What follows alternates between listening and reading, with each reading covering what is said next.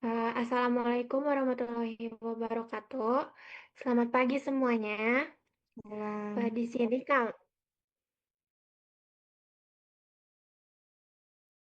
sini kami dari kelompok satu dengan materi kelarutan akan mempresentasikan jurnal yang sudah kita kaji. Boleh di next.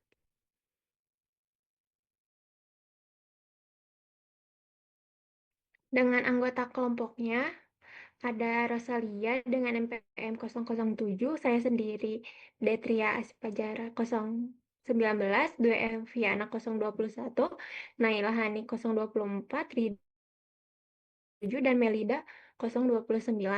Boleh next. Bagaimana sih meningkatkan kelarutan obat yang buruk dalam air?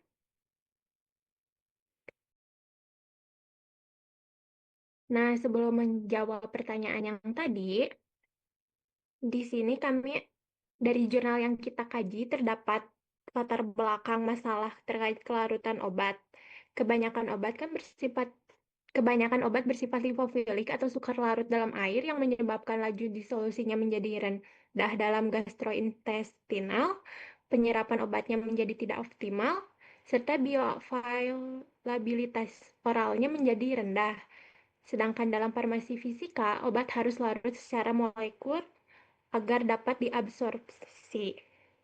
Karena seperti yang kita tahu, sebagian besar tubuh manusia berbasis cairan, sehingga isi obat tuh harus larut dalam air agar bisa diserap dengan baik oleh tubuh kita.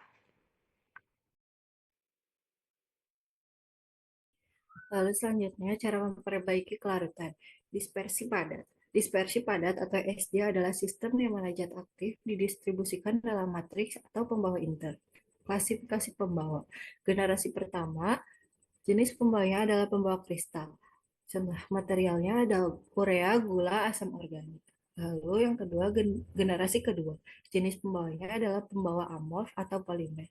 Contoh materialnya ada PEG, PVV, HPMC, dan cyclodextrin. Lalu generasi ketiga, jenis pembawanya adalah surfaktan atau sel emulsifying. Contoh materialnya ada pokalimer 408, 2080, dan gluxiren. Gluxiren. Lalu ada metode pembuatan. Yang pertama itu ada melting. Proses ini tuh sederhana dan ekonomis, namun beresiko degradasi termal. Untuk prosesnya, campuran fisik obat dan pembawa dipanaskan hingga meleleh. Setelah itu, campuran yang meleleh didinginkan dengan cepat sambil diaduk agar membeku menjadi massa padat. Lalu untuk yang kedua, ada metode penguapan pelarut. Proses ini mencegah kerusakan termal menggunakan suhu rendah. Untuk proses pembuatannya, obat dan pembawa dilarutkan ke dalam pelarut organik yang sama hingga membentuk larutan jernih. Pelarut kemudian diuapkan melalui pengeringan. Lalu yang ketiga itu ada metode campuran. Metode ini menggunakan kombinasi peleburan pelarutan untuk dosis rendah yang kurang dari 50 mg. Untuk proses pembuatannya, obat dilarutkan dalam pelarut cair, kemudian larutan tersebut dicampurkan ke dalam pembawa yang sudah dilelehkan, tanpa menghilangkan pelarutnya terlebih dahulu.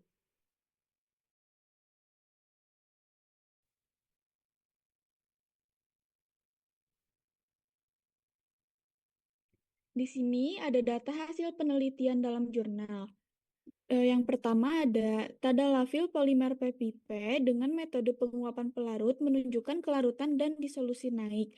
Yang kedua ada karbamazepine polimer HPMC dengan metode hot melt extrusion menunjukkan laju disolusi naik signifikan. Yang ketiga ada telmisartan polimer polosamer dengan metode penguapan pelarut menunjukkan kelarutan lebih baik dibandingkan PAG.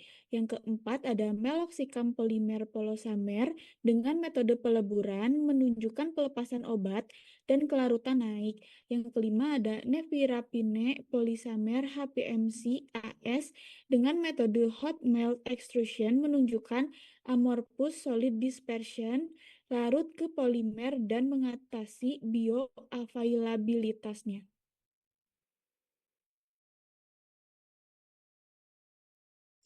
Yang selanjutnya ada efektivitas polimer pembawa.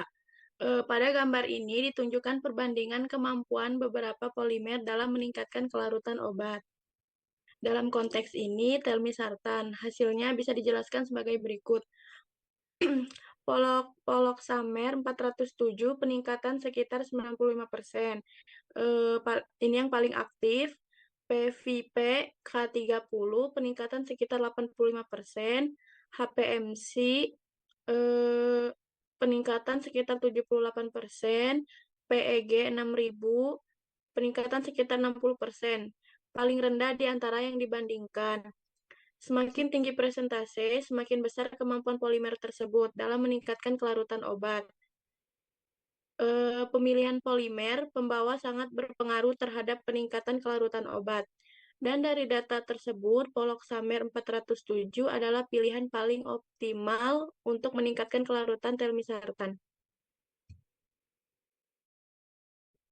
Dan selanjutnya ada kesimpulan dari semua materinya, yaitu dispersi padat adalah metode efektif untuk meningkatkan kelarutan obat, mempercepat disolusi, dan meningkatkan bioavailabilitas oral. Kelarutan dan disolusi adalah faktor kunci dalam keberhasilan terapi obat. Next. Nah, di sini ada kajian jurnal yang telah kita kaji, yaitu dari Irwanto, peningkatan kelarutan dan kecepatan disolusi obat dengan metode dispersi padat untuk meningkatkan bioavailabilitas obat.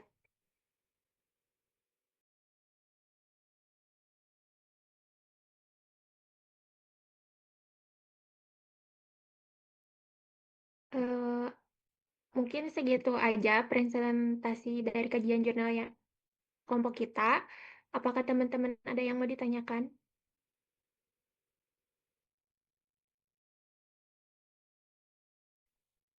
Baik kalau tidak ada, kita tutup ya teman-teman. Terima sekian presentasi dari kelompok 1. Wassalamualaikum warahmatullahi wabarakatuh.